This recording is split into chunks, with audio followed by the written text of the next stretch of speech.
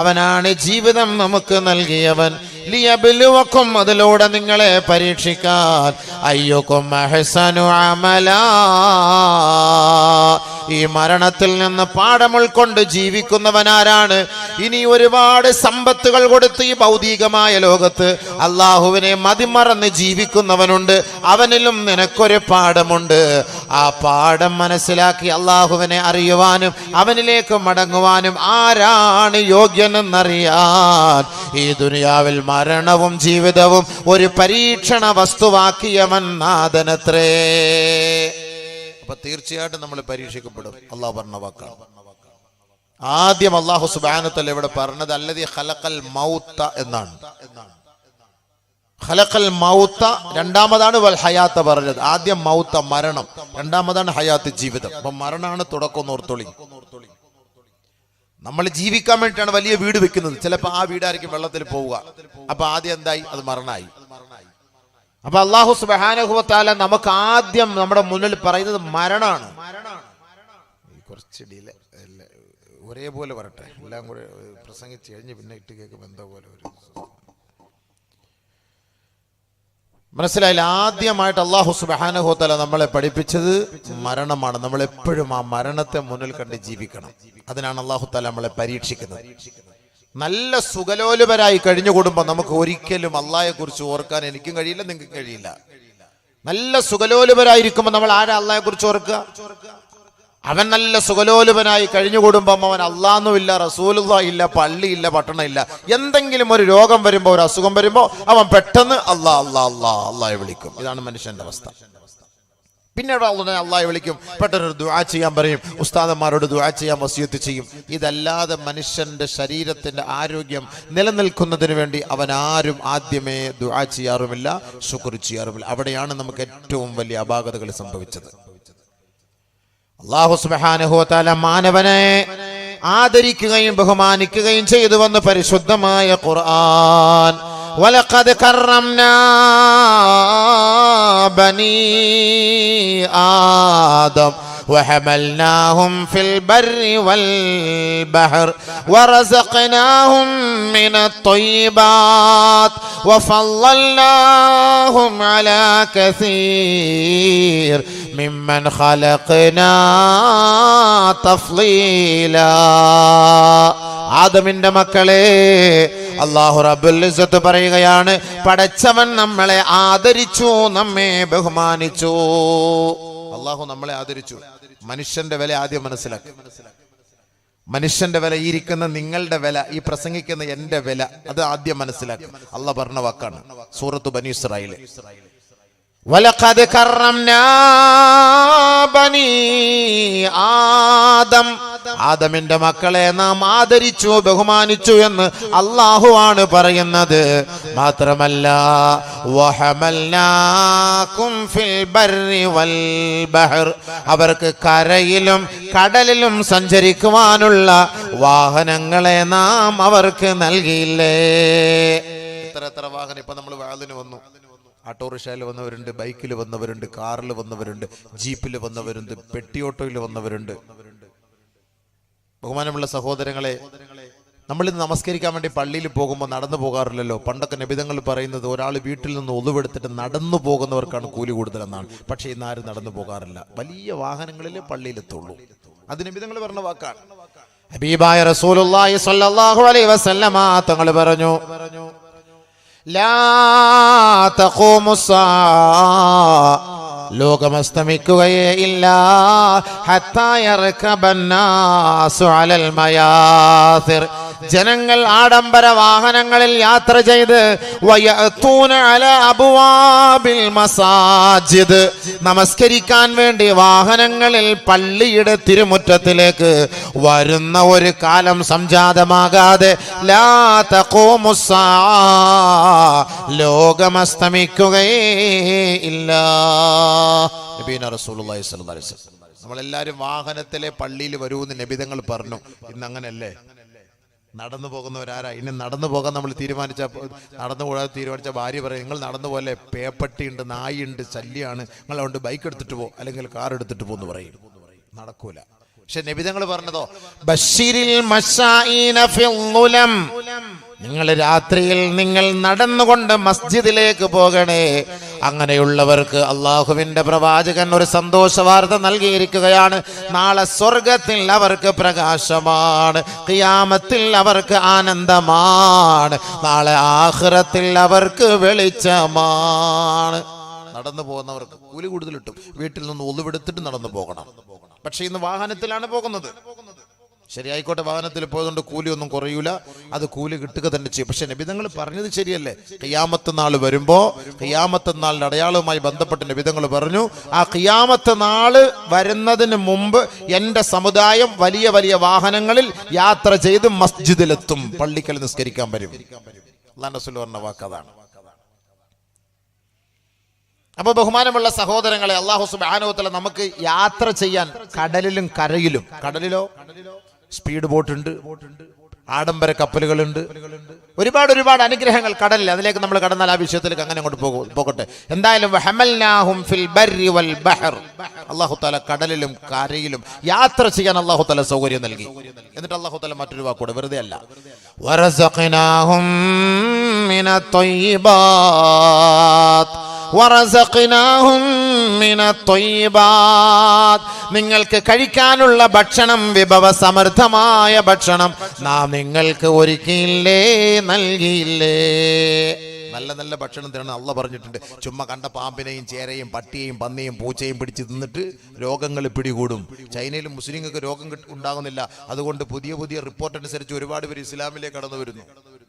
പുതിയ റിപ്പോർട്ടാണ്. ഇപ്പൊ 20 ലക്ഷം പേരൊക്കെ വന്നെന്നാണ്. 20 ലക്ഷത്തോളം പേര് ഇസ്ലാമിലേക്ക് കടന്നു വന്നു. ഇസ്ലാമിനെ കുറിച്ച് വളരെ മോശമായിട്ട് പറയുകയും പള്ളികൾ പൂട്ടിക്കുകയും ആലിമീങ്ങളെ തെരുവിലിറക്കുകയും ഖുർആൻ മുഴുവൻ കത്തിക്കുകയും ചെയ്ത പ്രൈം മിനിസ്റ്റർ ഓരോ മസ്ജിദ് കയറി ഇറങ്ങിയിട്ട് പ്രാർത്ഥിക്കണേ പ്രാർത്ഥിക്കണേ എന്ന് പറയാ. പണ്ട് ഫിറോൻ മൂസാ നബി എതിർത്തതുപോലെ അവസാനം മൂസാ നബിയുടെ കാല് പിടിച്ച് ഫിറോൻ പറഞ്ഞതുപോലെ. ഇത് തന്നെയാണ് ലോകം. അതാണ് ഞാൻ പറഞ്ഞത്, ഇന്നത്തെ സാഹചര്യവും ഖുർആനുമായിട്ട് ഞാൻ ബന്ധപ്പെടുത്തി തരാം.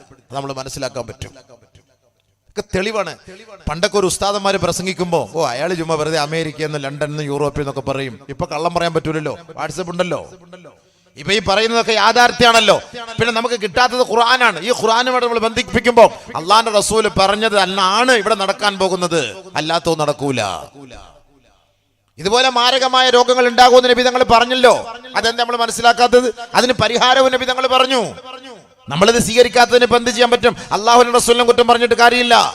മുൻകാലഘട്ടങ്ങളിൽ കേട്ട് കേൾവി പോലുമില്ലാത്ത മാരകമായ രോഗങ്ങൾ ഈ ലോകത്തിലുണ്ടാകുമെന്നും അതിലൂടെ ധാരാളം മരണം സംഭവിക്കുമെന്നും ഹബീബുനാ റസൂലുള്ളാഹി 5 കാര്യങ്ങളെ കൊണ്ട് ലോകത്തോട് അല്ലാഹുവിന്റെ റസൂൽ മുന്നറിയിപ്പ് നൽകിയിട്ട് ഹബീബായ തങ്ങൾ പറയുകയാണ്, അഊദു ബില്ലാഹി അൻ തുദ്രികൂഹുന്ന,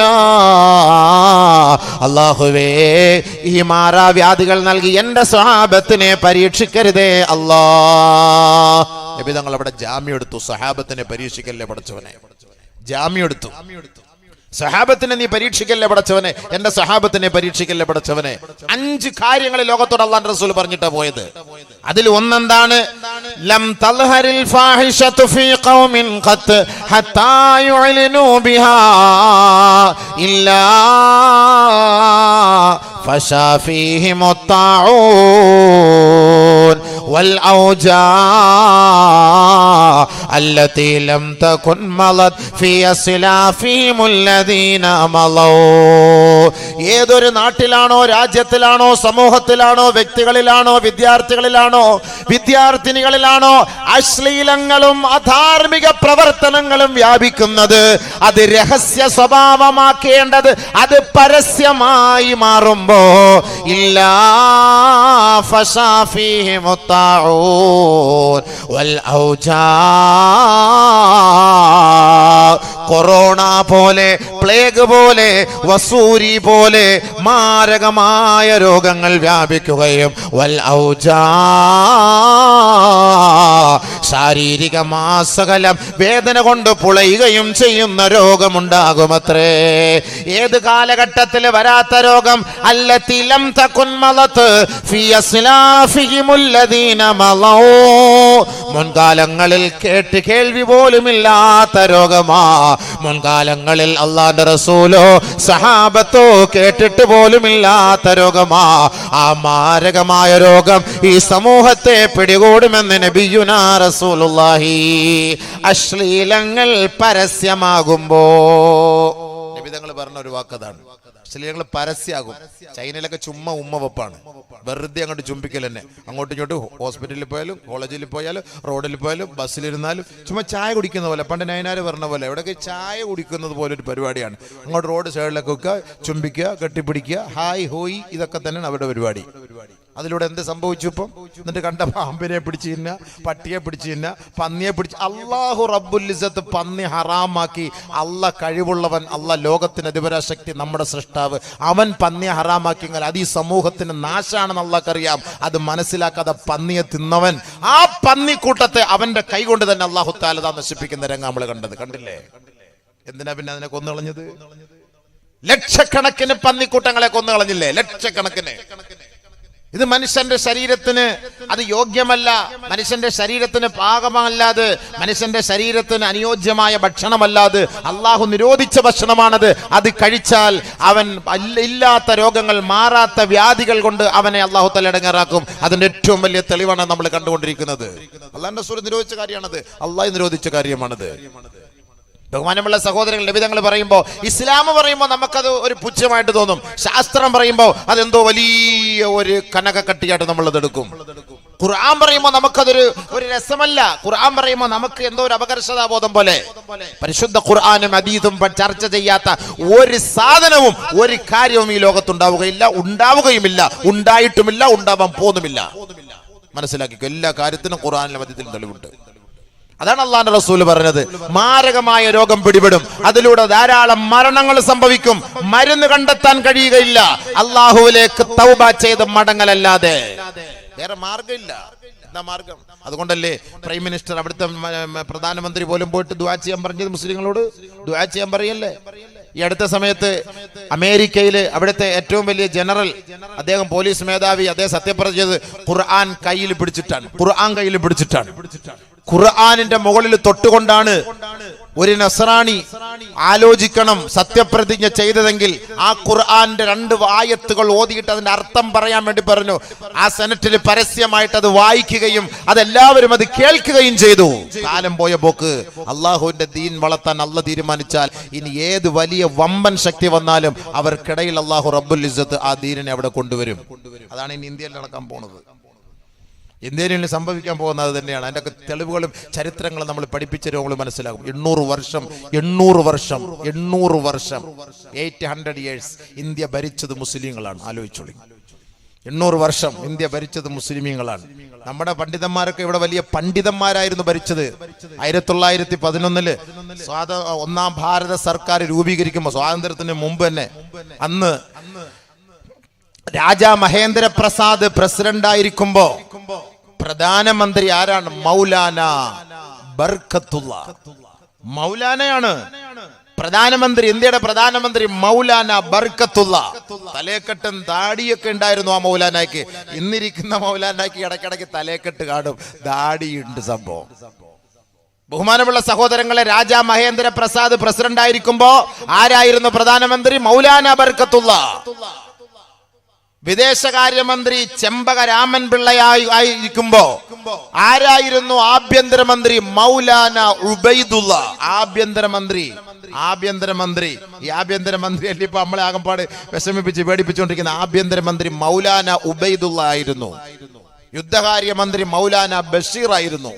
1911 സ്വതന്ത്ര ഭാരത സർക്കാർ ഇവിടെ രൂപീകരിക്കുമ്പോൾ അതിൻ്റെ മഹത് വ്യക്തിത്വങ്ങൾ ആരായിരുന്നു? പണ്ഡിതന്മാരാ, ഉലമാക്കളായിരുന്നു.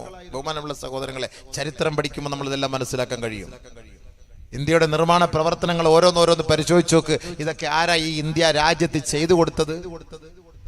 ആരാ ഇതൊക്കെ ഇന്ത്യ രാജ്യത്തിന് വേണ്ടി ചെയ്തത്? ഇൻഷാ അല്ലാഹ് അതൊക്കെ ചരിത്രം നമുക്ക് സൗകര്യം പോലെ നമുക്ക് നാളെ നമുക്ക് ചർച്ച ചെയ്യാം. ഞാൻ എൻ്റെ വിഷയത്തിലേക്ക് കിടക്കാൻ, ഇതെല്ലാം നമ്മുടെ വിഷയവുമായി ബന്ധപ്പെട്ടതാണ്. മുസ്ലിം സഹോദരങ്ങളെ അപേക്ഷിച്ചിടത്തോളം നമുക്ക് ഒന്നിപ്പോൾ NRC എന്ന് പറഞ്ഞപ്പോഴാണ് നമുക്ക് എന്തൊക്കെയോ ഒരു വേവലാതി വന്നു പോയത്. എന്നാൽ ഇന്ത്യയെക്കുറിച്ച് നമുക്ക് എന്തറിയാം? ഇന്ത്യ, ഈ ഇന്ത്യ എന്ന് പറയുന്ന ഈ ഒരു പദം, ഇത് ഏത് പദാണ്? ഇത് എവിടെ നിന്ന് വന്നതാണ്? ഇതിന്റെ തുടക്കം ഏതാണ്? ഇത് നമ്മൾ മനസ്സിലാക്കേണ്ട. ഈ ഹിന്ദ് ഇത് ഇസ്ലാമിന്റെ പദമല്ലേ? ഇത് ഇത് ഇസ്ലാമല്ല, ഇസ്ലാമിന്റെ വാക്കല്ല ഇത് ഹിന്ദ് എന്നുള്ളത്. ഈ ഹിന്ദിനെ കുറിച്ച് നബിതങ്ങൾ ചർച്ച ചെയ്തിട്ടില്ലേ? ഈ ഹിന്ദിനെ കുറിച്ച് സഹാബത്ത് ചർച്ച ചെയ്തിട്ടില്ലേ? ഈ ഹിന്ദിൽ സഹാബത്ത് വന്നിട്ടില്ലേ? കേരളത്തിൽ സഹാബി വന്നിട്ടില്ലേ? കേരളത്തിലെ ഭക്ഷണം സഹാബാക്കൾ നബിതങ്ങൾക്ക് എത്തിച്ചു കൊടുത്തിട്ടില്ലേ? നബിതങ്ങൾ അത് തിന്നിട്ട് ദുആ ചെയ്തില്ലേ? അതിന്റെ ബർക്കത്തല്ലേ കേരളത്തിൽ ഉണ്ടാവുന്നത്? അതുകൊണ്ടല്ലേ കേരളം പച്ചയായിട്ട് നടക്കുന്നത്? എന്തുകൊണ്ടാണ് കേരളത്തെ ഖൈറുള്ള ഗോഡ്സ് ഓൺ കൺട്രി എന്ന് യൂറോപ്യൻകാർ പോലും പറയാനുള്ള കാരണം എന്താ? അറബികൾ ഇവിടെ വന്നു, ഖൈറുള്ള ഇവിടുത്തെ അനുഗ്രഹങ്ങൾ കണ്ടിട്ട് ഖൈറുള്ള അള്ളാന്റെ ഖൈറുകൾ ലഭിച്ച നാടാണ് ഇത് എന്ന് മനസ്സിലാക്കുകയും ഇന്നും അറബികൾ ഈ കേരളത്തിൽ വന്ന് കാലുകുത്താനുള്ള കാരണം ആ ഹബീബായ തങ്ങളുടെ ദുആയാണ്. അത് ആലോചിക്കണം. നമുക്കിപ്പോ ഇച്ചിരി നിഅമത്തുകൾ കിട്ടി, നമുക്ക് കുറച്ച് അഹങ്കാരം കൂടിപ്പോയി, കിബർ കൂടിപ്പോയി. കേരളക്കാരന്മാർ കുറച്ച് കിബർ കൂടിയപ്പോ പടച്ചവന്റെ പണിയാണ് അവിടെ ഇവിടെയൊക്കെ പൊട്ടിക്കാനും അവിടെ ഇവിടെയൊക്കെ ഒഴിക്കാനും അവിടെ ഇവിടെ കിടങ്ങാറാക്കാനും അള്ളാഹു തീരുമാനിച്ചത്. അതുകൊണ്ട് അള്ളാഹു നമുക്ക് ഒരുപാട് നിഅമത്ത് ചെയ്തിട്ടുണ്ട്. ആ നിഅമത്തിന് ആദ്യം ശുക്ർ ചെയ്യണം. ഏറ്റവും വലിയ പരിഹാരം അതാണ്. അതുകൊണ്ടാണ് അള്ളാഹു തആല പറഞ്ഞത് വറസഖ്നാഹും മിനത്തയ്യിബാത്ത്. നല്ല ഭക്ഷണം കഴിക്കണം എന്ന് അള്ളാഹു തആല പറഞ്ഞിട്ടുണ്ട്. പച്ചയ്ക്കൊന്നും തിന്നരുത്. നിങ്ങൾ എന്തിനു വേവിക്കാതെ തിന്നണം? എന്തിനു വേവിക്കാതെ കഴിക്കണം? പച്ചയ്ക്ക് തിന്നാൻ പാടില്ല എന്ന് ഖുർആൻ പറഞ്ഞിട്ടുണ്ട്, ഹദീസുണ്ട്. വേവിച്ച് കഴിക്കണം, വേവിച്ച് കഴിക്കണം. അല്ലാഹുവിന്റെ റസൂൽ പറഞ്ഞു അലൈക്കും ബി അൽബാനിൽ ബഖർ ഫഇന്നഹാ ശിഫാഉൻ മിൻ കുല്ലി ദാ. പശുവിന്റെ പാല് നിങ്ങൾ കുടിക്കണേ, അതിലും പല രോഗങ്ങൾക്കും പരിഹാരമാണ്, മരുന്നാണെന്ന് നബിയുനാ റസൂലുള്ളാഹി സ്വല്ലല്ലാഹു അലൈഹി വസല്ലം. പശുവിന്റെ പാല് കുടിക്കണം. പശുവിന്റെ പാല് കൊണ്ട് ചായ ഉണ്ടാക്കണം. പാൽ പൊടിയിട്ടല്ല ചായ ഉണ്ടാക്കേണ്ടത്. ഇപ്പൊ പറയും പശുവിന്റെ പാലിൽ നിന്ന് ഉണ്ടാക്കിയതല്ല പാൽപ്പൊടി. അതൊക്കെ ഒരുപാട് ഹിക്മത്തുകളൊക്കെ ചേർത്തിട്ട് അങ്ങനെ ഉണ്ടാക്കുന്നത്. ഒറിജിനൽ പാല് കുടിക്കണം എന്ന് നബിതങ്ങൾ പറഞ്ഞ വാക്കാണ്. എന്നാ പശുവിന്റെ ഇറച്ചി തിന്നാനല്ല പറഞ്ഞത്, പശുവിന്റെ പാല് കുടിക്കണമെന്നാ പറഞ്ഞത്. നബിതങ്ങൾ പറഞ്ഞ വാക്കാണ്. അലൈക്കും ബി അൽബാനിൽ ബഖർ, പശുവിന്റെ പാല് നിങ്ങൾ കുടിക്കണേ. ഫൈന്നഹാ തറുമ്മു മിൻ കുല്ലി ഷജർ, പല ഔഷധ സസ്യങ്ങളും അത് കഴിക്കുന്നത് കൊണ്ട് അതിൽ ധാരാളം ശിഫകൾ മനുഷ്യർക്കുണ്ടെന്ന് നബിയുനാ റസൂലുള്ളാഹി. അല്ലാഹുവിന്റെ റസൂൽ പറഞ്ഞ വാക്കല്ലേ നമ്മൾ കേൾക്കേണ്ടത്? ഹബീബായ തങ്ങൾ പറഞ്ഞ വാക്കല്ലേ മുസ്ലിം ഉമ്മത്ത് കേൾക്കേണ്ടത്? അത് നമ്മൾ കഴിക്കണം, തിന്നണം. ഇന്ന് പച്ചക്കറി, ഈ പച്ചക്കറിക്കകത്ത് മൊത്തവും വിഷമല്ലേ തമിഴ്നാട്ടിൽ നിന്ന് വരുന്നത്? പച്ചക്കറിയിൽ മൊത്തം വിഷമാണെന്നുള്ളത് നമ്മൾ വ്യക്തമായിട്ട് കണ്ടതല്ലേ? അതുകൊണ്ട് വന്ന് കുറെ മണിക്കൂറുകളോളം ഇപ്പൊ എല്ലാവർക്കും, ഞാനിപ്പോ ഈ പച്ചക്കറിയുടെ ഒക്കെ ഓരോരോ രഹസ്യങ്ങൾ പറയുമ്പോൾ ഇനി ഒരു പക്ഷേ ഇനി ചിലപ്പോൾ പച്ചക്കറി കച്ചവടക്കാരുണ്ട്, ഇയാൾ നമുക്കും ഭാര വെക്കുമെന്ന് പറയും. അങ്ങനെ ഒരിക്കലും കരുതരുത്. ചിലപ്പോൾ അങ്ങനെ നമ്മുടെ ബഹുമാനപ്പെട്ട സഹോദരങ്ങളൊക്കെ ഇവിടെ കാണും ഇല്ലേ? പച്ചക്കറി ഇപ്പോൾ 1 കിലോ 4 കിലോ ഏത്തക്കായ്ക്ക് 100 റുപ്യ എന്നൊക്കെ പറഞ്ഞിട്ട് വിൽക്കുമല്ലോ സംഭവം. അപ്പം ഞാൻ ചേമ്പ്, നല്ല നല്ല വയനാടൻ ചേമ്പുകൾ, നല്ല നല്ല ചേമ്പ്, ഇതൊക്കെ നമ്മൾ ഇതിൻ്റെയൊക്കെ ഹക്കീക്കത്ത് നമ്മൾ മനസ്സിലാക്കുമ്പോൾ എന്തുകൊണ്ടാണ് ഇത്ര ഈ വലിയ ചേമ്പ് വരുന്നത്? എന്തുകൊണ്ടാണ് ഈ 4 കിലോയ്ക്ക് 100 റുപ്യക്കൊക്കെ ഈ ഏത്തയ്ക്ക് വരാനുള്ള കാരണം? എന്തുകൊണ്ടാണ് ഈ പയറിനൊക്കെ ഇത്ര വില കുറവ്? ഈ പയറൊക്കെ ഇത്ര നീളത്തിൽ വരാനുള്ള കാരണം? ഇതൊക്കെ നമ്മൾ ചർച്ച ചെയ്ത് കഴിഞ്ഞാൽ ഒരുപാട് പ്രശ്നങ്ങളാവും. ഇതുകൊണ്ട് ബഹുമാനമുള്ള സഹോദരങ്ങളെ, ഇത് ഉണ്ടാക്കുന്ന ഈ കൃഷിക്കാരുണ്ടല്ലോ, അവരിത് തിന്നൂല. നിങ്ങൾ കണ്ടിട്ടുണ്ടോ? നിങ്ങൾ തമിഴ്നാട്ടിൽ പോയി, ഞാൻ പോയിട്ടുണ്ട്. ഭയങ്കരമായ പാടത്ത് വലിയ കൃഷിയാണ്. എന്നിട്ട് അവര് താമസിക്കുന്ന ഒരു ചെറിയൊരു ചെറ്റക്കുടലുണ്ട്. അവരവിടെ ചെറിയ ചെറിയ പച്ചക്കറി. ഞാൻ ചോദിച്ചു, എന്നാ അണ്ണാച്ചി ഇത് തന്നെ അത് തന്നെ? അത് കേരളാവുക്ക് അനുപ്പുറതുക്ക്, ഇത് എங்களுக்கு சாப்பிடுறதுக்கு. ഇത് നാങ്ക ഇങ്ങ സാപ്പിടുവോ, അത് കേരളാവുക്ക് അനുപ്പോ. കേരളാവിൽ അനുപ്പി നമ്മ എല്ലാം രോഗിയായി മാറും. അവന്മാർ നല്ല തിന്ന് ഇപ്പോഴും ഉണ്ടപ്പക്കുറുവിന്റെ കൂട്ടാ. വല്ല അസുഖമുണ്ടോ? വല്ല അസുഖമുണ്ടോ? വയസ്സന്മാർക്കൊക്കെ വല്ല കുഴപ്പമുണ്ടോ? 10, 40, 50, 60, 70, 80 വയസ്സുള്ളവരൊക്കെ എന്താ റാഹത്തായിട്ട് അവർ ഓടി ഓടി പോവാണ്. അവിടെ നിൽക്കുന്നവരെ കയറ്റിയിരുത്ത്. ഞാൻ കുറച്ച് മുന്നോട്ട് നീങ്ങിയിരിക്കണോ? അവർക്ക് എന്നെ കാണണമെങ്കിൽ കുറച്ച് വേണേൽ മുന്നോട്ട് നീങ്ങിയിരിക്കാം. ആ സഹോദരങ്ങൾക്ക് നമ്മളെ കാണാൻ പറ്റുന്നില്ല. എന്ന് പ്രസംഗിക്കണം. അല്ലാഹുവേ പടച്ചവനെ, ഇവിടെ കയറിയിരുന്നോളി. അപ്പൊ അവർക്ക് പിന്നെ അവരിങ്ങനെ ഒളിച്ചു നോക്കണം. കുറച്ചുകൂടി നീങ്ങി നമുക്കൊരു ദുആ എല്ലാം ചെയ്തിട്ട് പെട്ടെന്ന് പോകാം. കസേരയൊന്നും എടുക്കണ്ട, ഉള്ളത് കൊണ്ടങ്ങ് അഡ്ജസ്റ്റ് ആക്കിയാൽ മതി. കുറച്ച് കേട്ടോളിയും പഠിച്ചോളിയും, കുറച്ച് ചരിത്രങ്ങളൊക്കെ മനസ്സിലായിക്കോളിയും. ഖുർആന്റെ വീക്ഷണം കുറച്ച് അടുത്തിരുന്നോ? ഇൻഷാ അല്ലാഹ്. അൽഹംദുലില്ലാഹ്. അല്ലാഹു ബർക്കത്ത് ചെയ്യട്ടെ. അല്ലാഹു ബർക്കത്ത് ചെയ്യട്ടെ. അല്ലാഹു ബർക്കത്ത് ചെയ്യട്ടെ. നല്ലപോലെ ശ്രദ്ധിച്ച് കേൾക്കണേ. കുറെ കാര്യം പറഞ്ഞുതരാം. ബഹുമാനമുള്ള സഹോദരങ്ങളെ, നബി സല്ലല്ലാഹു അലൈഹി വസല്ലമ തങ്ങൾ പറഞ്ഞു, അപ്പൊ നമ്മുടെ ഇന്ത്യയുടെ കുറെ ചരിത്രവും നബിതങ്ങളോട്ടുള്ള ഒരു ബന്ധമൊക്കെ ഒന്ന് അറിയണം. നമ്മൾ വെറുതെ ഇന്ത്യക്കാരെ കേരളക്കാരെന്ന് പറഞ്ഞിട്ട് കാര്യമില്ല. കേരളത്തിലത്തെ ഭക്ഷണം നബിതങ്ങൾ തിന്നു. എങ്ങനെ തിന്നു പറഞ്ഞുതരാം. ഇവിടെ ഇതൊക്കെ പഠിക്കണം, കുറേ ചരിത്രങ്ങൾ ആദ്യം മനസ്സിലാക്കണം. ചുമ്മാ വാട്സാപ്പിൽ കളിച്ച് എപ്പോഴും തേപ്പ് അങ്ങോട്ടും ഇങ്ങോട്ടും തേച്ച് നടക്കലല്ലാതെ കുറേ ചരിത്രങ്ങൾ പഠിക്കണം. നമ്മളൊക്കെ മുസ്ലിങ്ങളെന്ന് പറഞ്ഞാൽ നമ്മുടെ നാടല്ലേ ഇത്? ഇവിടുന്ന് എവിടെ പോകാനാ നമ്മള്? നമ്മുടെ നാട് വിട്ടിട്ട് ഇത് എന്ത്? നമ്മുടെ മുൻഗാമികളൊക്കെ എന്ത് ത്യാഗം സഹിച്ച് രക്തം ഒലിപ്പിച്ച് ഷഹീദായി ഇവിടെ ഉണ്ടാക്കിയതാണ്. ഡൽഹിയിലൊക്കെ ബ്രിട്ടീഷുകാരന്മാർ 2 ലക്ഷത്തോളം മുസ്ലിം പണ്ഡിതന്മാരെ കൊന്നു കളഞ്ഞു 2 ആഴ്ച കൊണ്ട്. ചരിത്രങ്ങൾ വലുതാണ്. ഒരുപാട് ചരിത്രങ്ങൾ പറഞ്ഞാൽ നമുക്കിപ്പോഴൊന്നും വിഷയമൊന്നും ഇവിടെ തീർക്കാൻ പറ്റൂല. നമ്മൾ ഖുർആന്റെ ഹദീസിന്റെ വീക്ഷണത്തിൽ ഞാനിങ്ങനെ പോകട്ടെ. ഇടയ്ക്കിടയ്ക്ക് ആ ചരിത്രം വരുമ്പോൾ ഞാൻ അതോടെ ഇടയ്ക്ക് കയറ്റിവിടാം. ഇൻഷാ അല്ലാഹ് ഒന്ന് പഠിച്ചോളി. അപ്പൊ അല്ലാഹു സുബ്ഹാനഹു വ തആല നല്ല ഭക്ഷണം കഴിക്കാൻ നമ്മളോട് പറഞ്ഞു. നല്ല ഭക്ഷണം കഴിക്കാൻ പറഞ്ഞു. ഏറ്റവും നല്ല ഭക്ഷണം ഏതെന്ന് ഞാൻ പറയട്ടെ? ഇറച്ചി. ഇന്ന് അതാണ് നമുക്ക് രോഗം ഉണ്ടാക്കുന്നതാണ് നിങ്ങൾ പറയുന്നത് ഇല്ലേ? എന്ന് അള്ളാഹ് പറഞ്ഞു ഏറ്റവും നല്ലത് ഇറച്ചിയാണെന്ന്. അള്ളാഹ് പറയുന്നത് കേൾക്കോ? റസൂലുള്ളാഹി പറയുന്നത് കേൾക്കോ? ഡോക്ടർമാർ പറയുന്നത് കേൾക്കോ? വെജിറ്റബിൾ കഴിക്കണം. വെജിറ്റബിൾ ആണ് മൂസാ നബിയുടെ അനുയായികൾ കഴിച്ചത്. വെജിറ്റബിൾ ആണ് കഴിച്ചപ്പോൾ അല്ലാഹു സുബ്ഹാനഹു വ തആല അവർക്ക് ഇറച്ചി കൊടുത്തവരെ അനുഗ്രഹിച്ചു. അപ്പോഴും അവര് പറഞ്ഞു, മൂസാ വഇദ് ഖുൽതും യാ മൂസാ ലൻ നസ്ബിറ അലാ തുആമിൻ വാഹിദ് ഫദ്ഉ ലനാ റബ്ബക യുബയ്യിൻ ലനാ. മൂസാ, ഒരു ഭക്ഷണം കൊണ്ട് ഞങ്ങളെ തൃപ്തിപ്പെടുത്താതെ നിന്റെ റബ്ബിനോട് നീ ഒന്ന് പ്രാർത്ഥിക്കണേ, ഞങ്ങൾക്ക് കുറെ കൂടി ഭക്ഷണം നൽകാൻ പറയണേ. ഒന്നുകൂടെ പറ, കുറച്ചുകൂടെ ഭക്ഷണം കിട്ടട്ടെ. അപ്പൊ അല്ലാഹു സുബ്ഹാനഹു വ തആല ഇവർക്കൊക്കെ ഈ ഭക്ഷണം എടുത്തു. ഫൂമിഹാ ബഅദസിഹാ വബസലിഹാ, ഉള്ളി, സവാള, പയറ്, പച്ചക്കറി ഇതുപോലുള്ള സാധനങ്ങളൊക്കെ കൊടുത്തു. എന്നിട്ട് ഇറച്ചി അല്ലാഹു തആല കൊടുത്തു. എന്നിട്ട് അല്ലാഹു സുബ്ഹാനഹു വ തആല പറഞ്ഞു, ഇവര് പറഞ്ഞു ഇത് പോരാ ഇനിയും വേണം. അപ്പൊ അല്ലാഹു തആല പറഞ്ഞ വാക്ക്, ഖാലാ തസ്തബ്ദിലൂനല്ലദീ ഹുവ അദ്നാ ബില്ലദീ ഹുവ ഖൈർ. ഇസ്രായേലി സമൂഹമേ, നിങ്ങൾ കഴിച്ചുകൊണ്ടിരിക്കുന്ന വെജിറ്റബിളിനേക്കാൾ ശ്രേഷ്ഠമായ ഭക്ഷണമാണ് നിങ്ങൾക്ക് നാം നൽകിയത്, അതായത് മാംസാഹാരം. അല്ലാഹ് പറഞ്ഞ വാക്കാ ഇറച്ചിയാണെന്ന്. ഏറ്റവും നല്ല ഭക്ഷണം ഇറച്ചിയാൽ നല്ല ശരിയാ, അതിനകത്ത് മായമില്ലല്ലോ. കുത്തിവെച്ചാൽ അത് ചത്തുപോകും. അപ്പോൾ അതുകൊണ്ട് കൂടുതൽ കുത്തിവെച്ച് ഇക്കുമത്ത് കാണിക്കാൻ പറ്റില്ല. പിന്നെ ഈ കോഴിക്കകത്തൊക്കെയാണ് കുത്തിവെക്കൽ പരിപാടികളൊക്കെ ഉള്ളത് സംഭവം. അതുകൊണ്ട് ചെറിയ കോഴികളെയാണ് ചിലർ കഴിക്കുന്നത്. കാരണം ഇത് കുത്തിവെക്കുന്നതിന് മുമ്പ് അതിനൊരു ചെറിയൊരു സമയപരിധിയുണ്ട്. അതുകൊണ്ടാണ് ഈ കോഴികളൊക്കെ കൂടുതൽ കഴിച്ചിട്ട് നമ്മുടെ കുട്ടികളൊക്കെ ബബിൾസ് പോലെ ആയി പോകുന്നത്. അതിലേക്ക് ഇനി കിടക്കണ്ട, പോകട്ടെ. ഇനി അവസാനം ഇനി കോഴിക്കച്ചവടക്കാർക്ക് ഇയാളെ കൊണ്ടുവന്നിട്ട് നമുക്ക് പാര വയ്ക്കുമെന്ന് പറയും. അതുകൊണ്ട് പോട്ടെ, അതിൻ്റെ ഇക്കുമത്തുള്ളൊന്നും ഞാൻ പറയുന്നില്ല സംഭവം. പക്ഷെ കോഴിയില്ല നമുക്ക് ജീവിക്കാനും പറ്റില്ല. പൊരിച്ചാൽ ഫാമൊന്നും ഇല്ലെങ്കിൽ നമ്മുടെ ജീവിതം പിന്നെ കട്ടപ്പൊക്കയല്ലേ. കോഴി മന്തി ഇല്ലെങ്കിൽ നമ്മുടെ കാലിൽ മന്തി പിടിക്കുന്ന പോലെ ആയി പോകും സംഭവം. അതില്ല, ഇന്ന് കുട്ടികൾക്ക് തന്നെ കോഴി എന്ന് പറഞ്ഞാൽ എന്ത് വേണമെങ്കിലും അവർ തിന്നാൻ തയ്യാറാണ്. വേറെ ഒന്നും വേണ്ട, കോഴി എന്ന് പറഞ്ഞാൽ എന്ത് വേണം തിന്നാൻ തയ്യാറാണ്. എന്നാൽ അള്ളാന്റെ റസൂൽ ഇഷ്ടപ്പെട്ടത് ആടായിരുന്നു. ആടിൻ്റെ ആ വലത് കൈ, ആ ഭാഗം നബിതങ്ങൾക്ക് ഭയങ്കര ഇഷ്ടമാണ്. ആടിൽ ഒരുപാട് ഗുണങ്ങളുണ്ട്. ആയുർവേദ ഡോക്ടർമാർ പറയും, പഥ്യം ഉണ്ടല്ലോ, നമ്മൾക്ക് പഥ്യം മരുന്ന് കഴിക്കുമ്പോൾ പഥ്യം, അവർ പറയും ഇറച്ചിയോ മീനൊന്നും കഴിക്കാൻ പാടില്ല. പിന്നെ വലിയ ബുദ്ധിമുട്ടാണെങ്കിൽ ആട്ടിറച്ചി കഴിച്ചോളാൻ പറയും, ആട് കഴിക്കാൻ പറയും. നബിയുനാ റസൂലുള്ളാഹി സ്വല്ലല്ലാഹു അലൈഹി വസല്ലമ തങ്ങൾ പറഞ്ഞു, സയ്യിദു ഇദാമി അഹ്ലിൽ ജന്ന അല്ലഹ്മു. സ്വർഗത്തിലെ ഭക്ഷണത്തിന്റെ നേതാവ് അത് ബീഫാണ്, അത് ഇറച്ചിയാണ്, മാംസാഹാരമാണെന്ന് നബിയുനാ റസൂലുള്ളാഹി. അതുകൊണ്ട് സ്വർഗത്തിലെ മക്കളായ മുസ്ലിങ്ങൾ കഴിക്കുന്നത് ബീഫാണ്. മനസ്സിലായില്ലേ? സ്വർഗത്തിലല്ലാത്തവർ ഇത് ചിലപ്പോൾ കഴിക്കാൻ ഇഷ്ടപ്പെടുകയില്ല. ഇതൊക്കെ ഒരുപാട് ഇസ്തിംബാത്തുകളുണ്ട്. ഇതുകൊണ്ട് ഒരുപാട് ഇസ്തിംബാത്തുകളുണ്ട്. നമ്മൾ ചർച്ച ചെയ്യുമ്പോൾ ഒരുപാട് ഇസ്തിംബാത്തുകളുണ്ട്. സ്വർഗത്തിലെ ഭക്ഷണം ഇറച്ചിയാണെന്ന് നബിതങ്ങൾ പറഞ്ഞ വാക്കാണ്. എന്നിട്ട് അല്ലാഹുവിന്റെ റസൂൽ പറയുകയാണ്, ഞാൻ ഒരു ആഡംബരം ജീവിതത്തിൽ ആഗ്രഹിക്കുന്നില്ല. അങ്ങനെ ആഗ്രഹിക്കുമായിരുന്നുവെങ്കിൽ അള്ളാഹുവിനോട് ഞാൻ ദിവസം തോറും ചോദിക്കുമായിരുന്നു, പടച്ചവനെ എനിക്ക് നീ എല്ലാ ദിവസവും ഇറച്ചി നൽകണേ അല്ലാഹ്. അല്ലാഹുവിന്റെ റസൂൽ പറയാണ്, ഒരു പക്ഷെ അത് ചോദിച്ചാൽ ഒരു ആഡംബരമായി പോകും. എല്ലാ ദിവസവും മുഹമ്മദ് നിനക്ക് ഇറച്ചി വേണം ഇല്ലേ?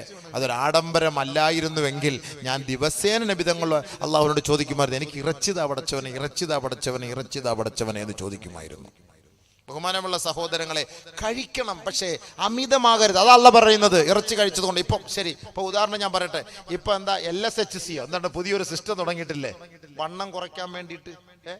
അതിന്റെ ആഹാരം എന്താ? അരി ആഹാരം ഒഴിവാക്കുക, ഇറച്ചി മാത്രം തിന്നുക. മനസ്സിലാകുന്നില്ല? അപ്പൊ അതിന്റെ അർത്ഥം എന്താ?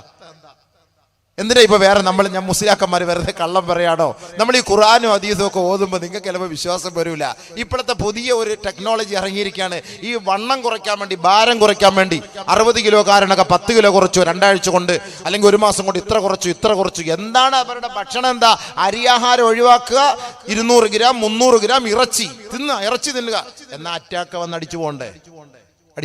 ഈ ദിവസം തോറും ഈ ചങ്ങാതി തിന്നുന്നത്, ബീഫൊക്കെ തിന്നുന്നത് കണ്ടു കഴിഞ്ഞാൽ അമ്മക്ക് തന്നെ വിഷമം വന്നു പോകുന്നത്. എന്നിട്ട് ആരെങ്കിലും മരിച്ചു പോയോ? റാഹത്തായിട്ട് അവരത് കഴിക്കുന്നില്ല. അപ്പൊ അതിന്റെ അർത്ഥം എന്താ? ഇതിൽ ഗുണമുണ്ടെന്നല്ലേ? ഖുർആനല്ല ഈ പറഞ്ഞ വാക്ക്. ഇതിൽ ഗുണമുണ്ടെന്ന് നബിതങ്ങളും പറഞ്ഞു, അള്ളാഹുവും പറഞ്ഞു. തീർച്ചയായിട്ടും അതിൽ ഗുണമുണ്ട്. പച്ചക്കറിയെക്കാളും ഗുണമുള്ളത് ഇറച്ചിയാണെന്ന് അള്ളാഹു തആല പറഞ്ഞത്. പച്ചക്കറിയിലത്തെ ഗുണം ഇപ്പൊ എന്താ? പ്രശ്നമല്ലേ? ഇപ്പൊ ബ്രാഹ്മണന്മാർക്ക് അറ്റാക്ക് വരുന്നില്ലേ? പച്ചക്കറി മാത്രം തിന്നുന്നവരാണ്. എത്ര പേരുണ്ട് അറ്റാക്ക് വന്നവർ? എത്ര പേർക്ക് മാരകമായ രോഗങ്ങളുള്ളവരുണ്ട്? ക്യാൻസർ പിടിച്ചവരുണ്ട്. ഇറച്ചി തൊട്ടിട്ട് പോലും ഇല്ലാത്തവരാണ്. ഇറച്ചിയിൽ ഒരുപാട് ഔഷധ ഗുണങ്ങളുണ്ട്. ഇറച്ചി വെച്ചല്ലേ പല പല ലേഹ്യങ്ങള്, വേലിയാടിന്റെ രസായനം എന്നൊക്കെ പറഞ്ഞ് ഉണ്ടാക്കുന്ന. പിന്നെ എവിടെ നിന്നാണ്? പോട്ടെ, അങ്ങോട്ടൊന്നും കടക്കുന്നില്ല. അപ്പൊ അതുകൊണ്ട് ഖുർആൻ പറഞ്ഞു, നല്ല ഭക്ഷണം അല്ലാഹു നിങ്ങൾക്ക് നൽകി, അത് വേവിച്ച് കഴിക്കണം, നല്ലതുപോലെ വേവിച്ച് കഴിക്കണം. ഇപ്പൊ പറയുന്നത് എന്താ? ശാസ്ത്രം പറയുന്നത് എന്താ? നല്ലതുപോലെ വേവിച്ച് തിന്നണേ. അതെ, ചുമ്മാ കടിച്ചു പിടിച്ച് കറുമുറ തിന്നുന്നത്. മുട്ടയൊക്കെ കോഴിക്കൂട്ടി എടുത്തിട്ട് തട്ടുക, പൊട്ടിക്കുക പാടില്ല.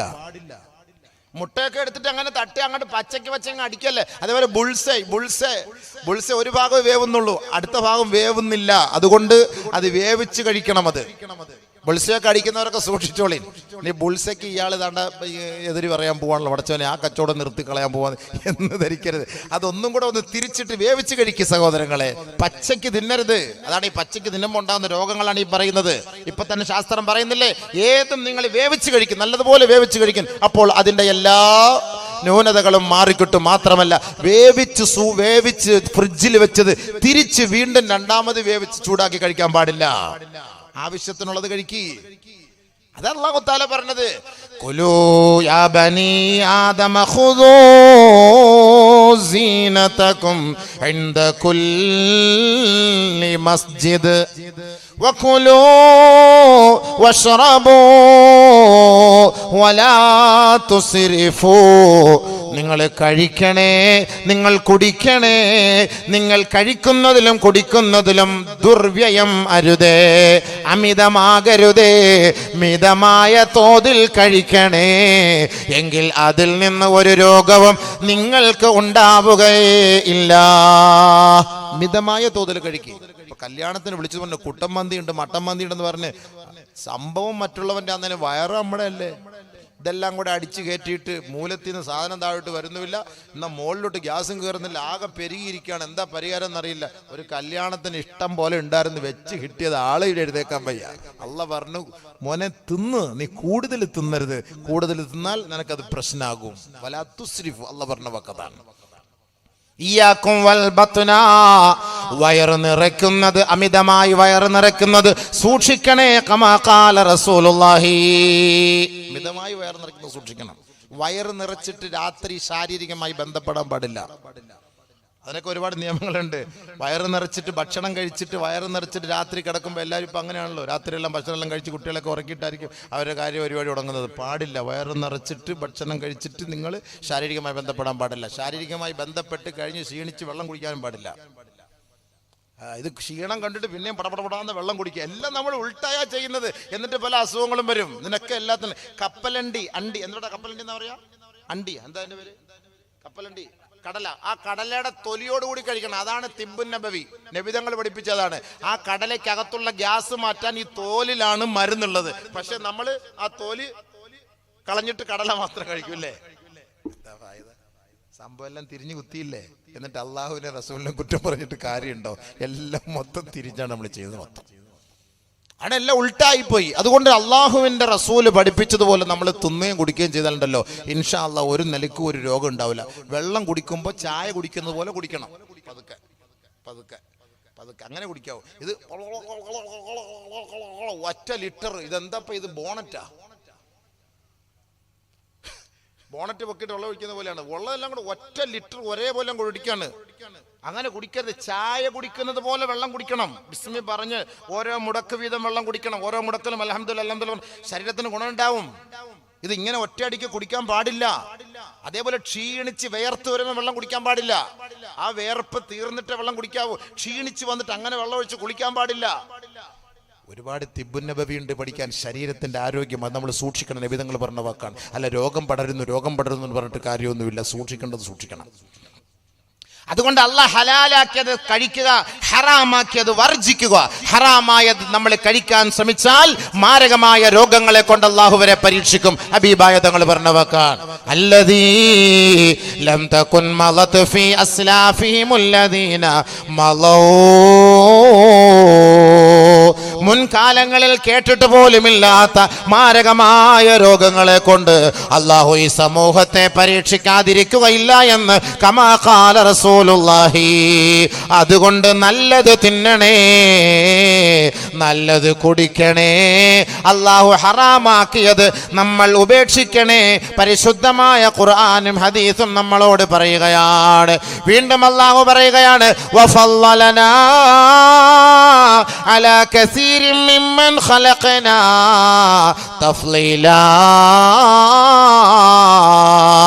അല്ലാഹു റബ്ബുൽ ഇസ്സത്ത് സകലമാന സൃഷ്ടികളെക്കാൾ പടച്ചവൻ നമ്മളെ ആദരിച്ചിരിക്കുന്നു, നമ്മളെ അനുഗ്രഹിച്ചിരിക്കുന്നു, നമ്മളെ ബഹുമാനിച്ചിരിക്കുകയാണ്. അവൻ നമ്മളെ ശ്രേഷ്ഠരാക്കി, ഉത്തമരാക്കി.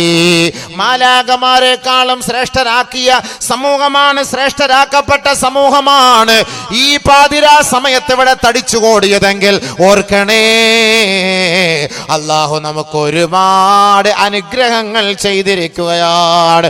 ആ അനുഗ്രഹങ്ങൾക്ക് നമ്മൾ നന്ദി ചെയ്യുന്ന കാലഘട്ടത്തോളം അല്ലാഹു നമ്മളെ വേദനിപ്പിക്കുകയേ ഇല്ല.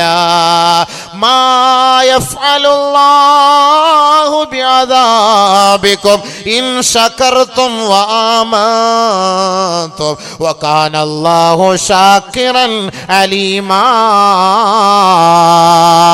നിങ്ങൾ അല്ലാഹുവിനോട് നന്ദിയുള്ള കാലഘട്ടത്തോളം അല്ലാഹു നിങ്ങളെ ഒരു ശിക്ഷയും നൽകി വേദനിപ്പിക്കുകയേ ഇല്ല. പരിശുദ്ധമായ ഖുർആൻ. നന്ദി വേണം, നന്ദി വേണം. നമ്മൾ തിന്നുന്നതിനും കുടിക്കുന്നതിനും ഒക്കെ നമുക്ക് നന്ദി വേണം. രോഗം വരാതിരിക്കാനുള്ള ഒരു മരുന്ന് പറഞ്ഞു തരട്ടെ? മാരകമായ രോഗം പിടികൂടാതിരിക്കാൻ ഒരു മരുന്ന് പറഞ്ഞു തരട്ടെ? കേട്ടോളി. അള്ളാഹുവിന്റെ റസൂൽ പറഞ്ഞ ഈ പറഞ്ഞ കൊറോണ പിടിക്കൂല, ക്യാൻസർ പിടിക്കൂല, മാരകമായ വൈറസ് പിടിക്കൂല, ഈ പറയുന്നത് പോലെ ചെയ്താൽ. നിബിധങ്ങൾ പറഞ്ഞതാ. സുബഹി നമസ്കാരം കഴിഞ്ഞ് അവിടെയാണ് കുടുങ്ങിപ്പോന്നത്. സുബൈക്ക് തുടങ്ങുള്ളൂ. ളുഹർ മുതൽ തുടങ്ങിയിരുന്നെങ്കിൽ പ്രശ്നമില്ലായിരുന്നു. സുബൈ തന്നെ കയറി നബിതങ്ങൾ പിടിച്ചല്ല ഉടച്ചവനറമ്പ. അതാണ് ഗുളിക കഴിക്കുമ്പോൾ രാവിലെ തുടങ്ങല്ലേ? രാവിലെ ഉച്ചയ്ക്ക് വൈകിട്ടെന്നും പറഞ്ഞിട്ടല്ലേ തുടങ്ങുക? അല്ല ഉച്ചയ്ക്കും വൈകിട്ടും രാത്രിയും നല്ലല്ലോ. ഗുളിക കഴിക്കുമ്പോഴും രാവിലെയാണ്, രാവിലെ മുതൽ. അപ്പൊ രാവിലെ മുതലാ തുടങ്ങാം. നമ്മളുടെ പ്രഭാതം മുതലാണ് നമ്മുടെ എല്ലാ കാര്യങ്ങളുടെയും തുടക്കം. നമ്മൾ നിസ്കരിക്കാൻ പോകുമ്പോഴും, നമ്മളൊരു യാത്ര ചെയ്യാൻ പോകുമ്പോഴും, ജോലിക്ക് പോകുമ്പോഴും ഒക്കെ പ്രഭാതമാണ്. അതുകൊണ്ട് ഒരു മുസൽമാന്റെ തുടക്കം അവന്റെ രാവിലെ സമയം മുതൽ, എഴുന്നേൽക്കുന്ന സമയം മുതലാണ്. ഒരു മുസൽമാന്റെ തുടക്കം മുതൽ ഉറക്കം വരെ, ഉണരുന്ന സമയം മുതൽ ഉറക്കം വരെ അവൻ ചെയ്യേണ്ട കർമ്മങ്ങളുണ്ട്. അതൊരു ദിവസം ഇൻഷാ അല്ലാഹ് പ്രസംഗിക്കണം. അല്ലാഹു തൗഫീഖ് ചെയ്താൽ നമുക്ക് മറ്റൊരു സന്ദർഭത്തിലാകാം. അത് തുടക്കം മുതൽ ഒടുക്കം വരെ ഒരു ദിവസം ഒരു മുസൽമാൻ ചെയ്യേണ്ടത് ഒരുപാട് കാര്യങ്ങളുണ്ട്. അത് അറിയേണ്ട വിഷയങ്ങൾ തന്നെയാണ്, പഠിക്കേണ്ട വിഷയങ്ങൾ തന്നെയാണ്. അപ്പൊ ബഹുമാനമുള്ള സഹോദരങ്ങളെ, സുബഹി നമസ്കാരം കഴിഞ്ഞ് അതേ ഇരുത്തത്തിൽ തന്നെ ഇരിക്കണേ.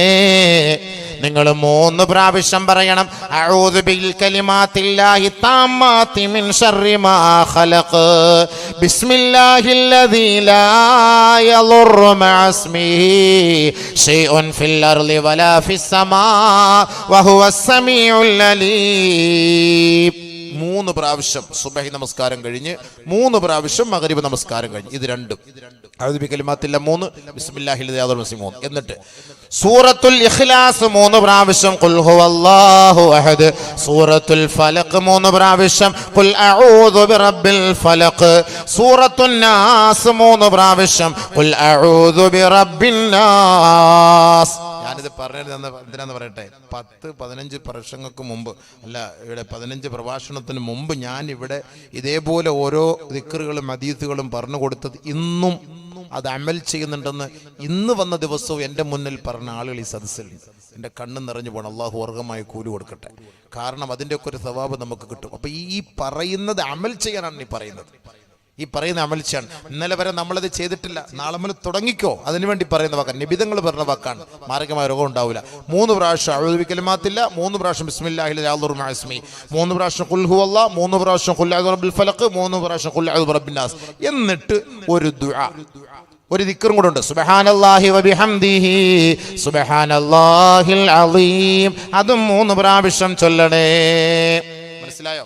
3 പ്രാവശ്യം അഊദു ബികലിമാത്തില്ല, 3 പ്രാവശ്യം ബിസ്മില്ലാഹിൽ അദ്ദുറു മഅസ്മി, 3 പ്രാവശ്യം സൂറത്തുൽ ഇഖ്ലാസ്, 3 പ്രാവശ്യം ഖുൽ അഊദു ബിറബ്ബിൽ ഫലഖ്, 3 പ്രാവശ്യം ഖുൽ അഊദു ബിറബ്ബിൻ നാസ്, 3 പ്രാവശ്യം സുബ്ഹാനല്ലാഹി വബിഹംദിഹി സുബ്ഹാനല്ലാഹിൽ അളീം.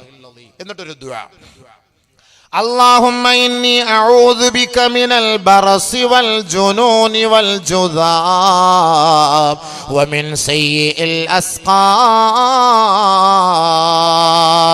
اللهم إني أعوذ بك അല്ലാഹുവേ നിന്നോട് ഞാൻ കാവൽ തേടുന്നു മിനൽ ബറസി വെള്ളപ്പാണ്ടിൽ നിന്ന് നിന്നോട് കാവൽ തേടുന്നു അല്ലാഹ്. എന്നവരെ നമ്മൾ ദുആ ചെയ്തിട്ടുണ്ടോ? ആരെങ്കിലും ദുആ ഇരുന്നിട്ടുണ്ടോ? വെള്ളപ്പാണ്ട് എനിക്ക് ഉണ്ടാവില്ല. നമുക്ക് വെള്ളപ്പാണ്ടിനെ കുറിച്ച് ചർച്ച ഇല്ലാത്തത് കൊണ്ട് വെള്ളപ്പാണ്ട് എനിക്ക് ഉണ്ടാക്കല്ലേ അള്ളാഹ് നമ്മൾ ആരെങ്കിലും ദുആ ഇറക്കാറുണ്ടോ?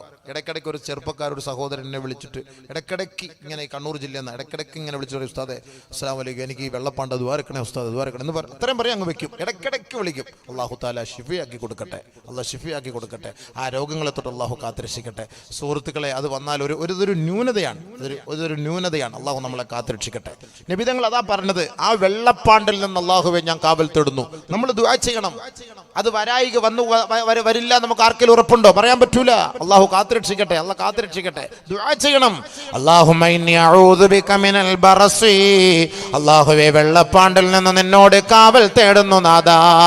വൽ ജുനൂൻ, മാനസികമായ രോഗം, ഭ്രാന്ത്, മാനസികമായ വിഭ്രാന്തിയിൽ നിന്ന് നാഥാ നിന്നോട് ഞാൻ കാവൽ തേടുകയാണ് അല്ലാഹ്. മാനസിക രോഗം നമുക്ക് ഉണ്ടാവില്ലെന്ന് പറയാൻ പറ്റുമോ? നഊദു ബില്ലാഹ്, അല്ലാഹ് കാക്കട്ടെ. അതുണ്ടാകാതിരിക്കാൻ നമ്മൾ ദുആ ചെയ്യണം. വരുന്നതിന് മുമ്പേ ദുആ ചെയ്യണം. മാനസിക രോഗത്തിൽ നിന്ന് നിന്നോട് കാവൽ തേടുന്നു. 3-ാമത് നബി തങ്ങൾ പറയുന്നു, വൽ ജുദാം, ക്യാൻസർ പോലുള്ള, അർബുദം പോലുള്ള, കുഷ്ഠരോഗം പോലുള്ള മാരകമായ രോഗങ്ങളിൽ നിന്ന് നിന്നോട് ഞാൻ കാവൽ തേടുന്നു അല്ലാഹ്.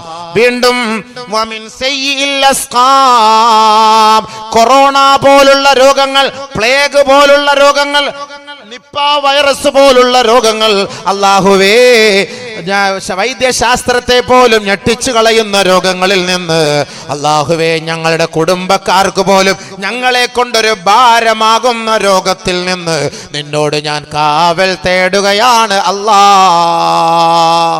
ചൈനയിൽ ഓരോ കുടുംബക്കാര് തന്റെ കുടുംബത്തിലുള്ള വ്യക്തിക്ക് വെള്ളം കൊടുക്കുന്നില്ല. ഓർക്കണം, ഈ ദുആ നിങ്ങൾ ആലോചിച്ച് നോക്കൂ സുഹൃത്തുക്കളെ. അള്ളാഹുവിന്റെ റസൂൽ പറഞ്ഞ വാക്ക് വമിൻ സയ്യിൽ അസ്ഖാം, അല്ലാഹുവേ പടച്ചവനെ ജനങ്ങൾ വെറുക്കുന്ന രോഗം, ജനങ്ങൾ ഇഷ്ടപ്പെടാത്ത രോഗം, ഞങ്ങളുടെ കുടുംബം പോലും ഞങ്ങളെ വെറുക്കുന്ന രോഗം, ആ രോഗം നീ ഞങ്ങൾക്ക് നൽകല്ലേ അല്ലാഹ്. അതിൽ നിന്ന് നിന്നോട് കാവൽ തേടുന്നു അല്ലാഹ്. ഓരോ വീടുകളിൽ നിന്ന്, സ്വന്തം വീടുകളിൽ നിന്ന് സ്വന്തം ബീജത്തിൽ ജനിച്ച മക്കളെ സ്വന്തം കൈകൊണ്ട് പുറത്ത് തള്ളിക്കളയുകയാണ്. നീ മരിച്ചാലും പോയിക്കോ, നിന്റെ പേരിൽ ഞങ്ങൾക്ക് രോഗം വരരുത്, ഞങ്ങളും മരിക്കരുത്. സ്വന്തം വീട്ടിൽ നിന്ന് ആട്ടിപ്പായിക്കുകയാണ്. നേരിട്ട് കാണുന്ന കാഴ്ചയല്ലേ? ഇല്ലേ? കണ്ടില്ലേ? അള്ളാന്റെ റസൂൽ പറഞ്ഞ വാക്കെന്താ?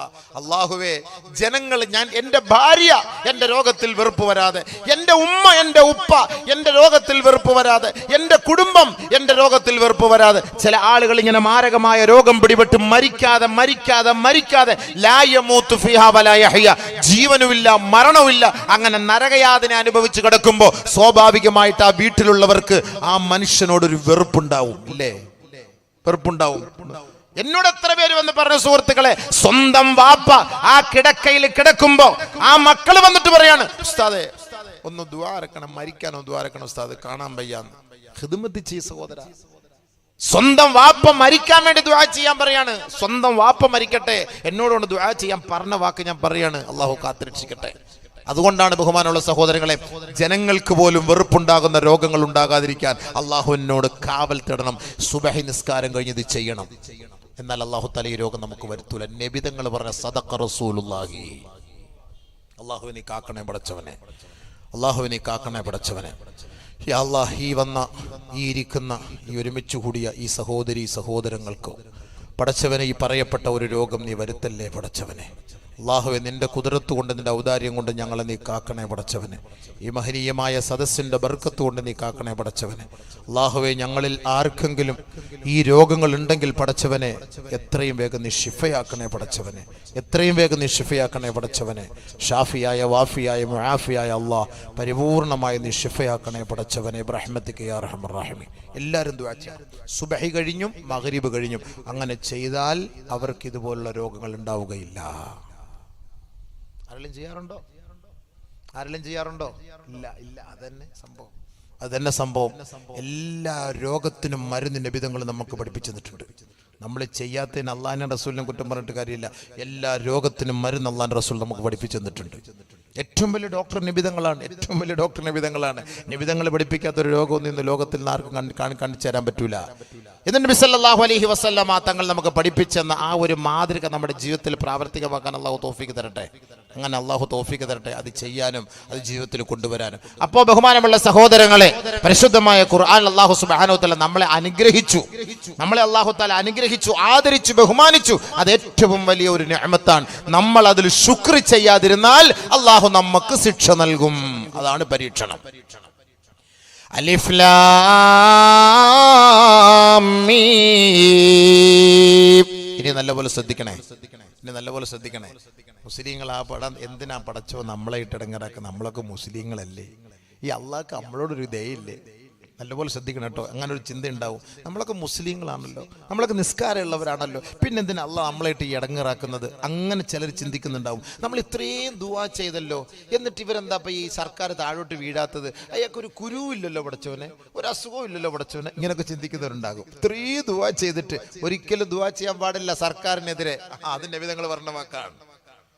സർക്കാരിനെതിരെ ഒരിക്കലും നമ്മൾ ദുആ ചെയ്യാൻ പാടില്ല. ലാലിമ്യങ്ങൾക്കെതിരെ നമ്മൾ ദുആ ചെയ്യാം. അക്രമി ആരാണ് അവർക്കെതിരെ നമുക്ക് ദുആ ചെയ്യാം. അക്രമികൾക്കെതിരെ ദുആ ചെയ്താൽ ആ ദുആ സ്വീകരിച്ച ചരിത്രമുണ്ട്. അതൊക്കെ പറഞ്ഞുതരാം, അതൊക്കെ ഞാൻ ഇൻഷാ അല്ലാഹ് പറഞ്ഞുതരാം. അപ്പൊ നബി സല്ലല്ലാഹു അലൈഹി വസല്ലമ തങ്ങൾ നമുക്ക് ഓതി തരികയാണ് ഈ ആയത്ത്. എന്താണ്? മുസ്ലിങ്ങളെ, നിങ്ങൾ മുസ്ലിം ആയതിന്റെ പേര് നിങ്ങൾക്ക് വല്ല വിഷമമുണ്ടോ, നിങ്ങൾക്ക് പരീക്ഷണം ഉണ്ടോ ഇല്ലയോ എന്നറിയാൻ വേണ്ടി ഇതാ കേട്ടോളി. ബിസ്മില്ലാഹിർ റഹ്മാനിർ റഹീം. സൂറത്തുൽ അൻകബൂത്ത്. ചിലന്തി. അതിന്റെ അർത്ഥം തന്നെ അങ്ങനെയാണ്. എന്താണ് അത്?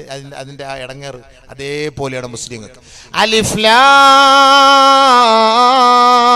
മീം. അഹസിബൻ നാസ്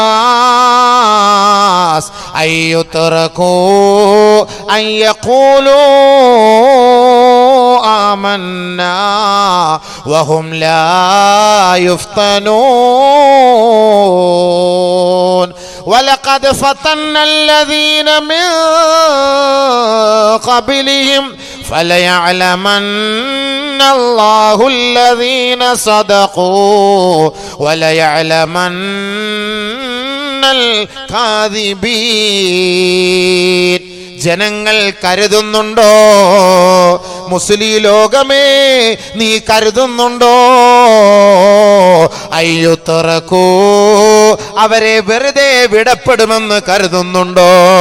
അയ്യഖൂലൂ ആമന്നാ, ഞങ്ങൾ വിശ്വാസികളാണ് അല്ലാ, ഞങ്ങൾ മുസ്ലിമീങ്ങളാണ് അല്ലാ, ഞങ്ങൾ നമസ്കാരമുള്ളവരാണ് അല്ലാ എന്ന് പറഞ്ഞതിന്റെ പേരിൽ വഹും ലാ യുഫ്തനൂൻ, ഒരു പരീക്ഷണങ്ങളും അവർക്ക് ഏൽക്കുകയില്ല, അവരെ തീണ്ടുകയില്ല, അവർക്ക് ഉണ്ടാവുകയില്ല എന്ന് ഏതെങ്കിലും മനുഷ്യർ കരുതുന്നുണ്ടോ? അല്ലാഹ് ചോദിക്കുന്ന ചോദ്യമാണ്. മുസ്ലിം ആയതിന്റെ പേര് നമ്മളെ പരീക്ഷിക്കൂലെന്ന് ആരെങ്കിലും കരുതുന്നുണ്ടോ? അള്ളാന്റെ ചോദ്യമാണ്. അടുത്ത ആയത്ത്. എന്തിനാ പരീക്ഷിക്കുന്നത്? മുസ്ലിങ്ങളെ പരീക്ഷിക്കുള്ളൂ. എന്തിനാ പരീക്ഷിക്കുന്നത്? നല്ലപോലെ കേട്ടോ. വലഖദ് ഫതന്നല്ലദീന മിൻ ഖബലിഹിം فليعلمن الله الذين صدقوا وليعلمن الكاذبين. മുൻഗാമികളായ എത്രയോ പേരെ നാം ഇതേപോലെ ഇതിനേക്കാളും കഠിനമായി പരീക്ഷിച്ചിട്ടുണ്ട്. എന്തിനാണ്? ഫലയഅലമന്നല്ലാഹുല്ലദീന സദഖൂ, ആരാണ് സത്യസന്ധനായ മുസൽമാൻ. ഫലയഅലമന്നൽ കാദിബീൻ, കാപട്യത്തിന്റെ മൂടുപടം അണിഞ്ഞു നടക്കുന്ന മുസൽമാൻ ആരാണ്? ഒറിജിനൽ മുസൽമാൻ ആരാണ്? എത്ര വലിയ പരീക്ഷണങ്ങളാകട്ടെ ഈ നാട്ടിൽ നിന്ന് ഞങ്ങളെ ആട്ടിയോടിക്കട്ടെ, ഞങ്ങളുടെ നെഞ്ചിൽ നീ വെടിയുതിർക്കട്ടെ, എന്നാലും ലാ ഇലാഹ ഇല്ലല്ലാഹ് അതിൽ നിന്ന് ഞങ്ങൾ പുറകോട്ടില്ല.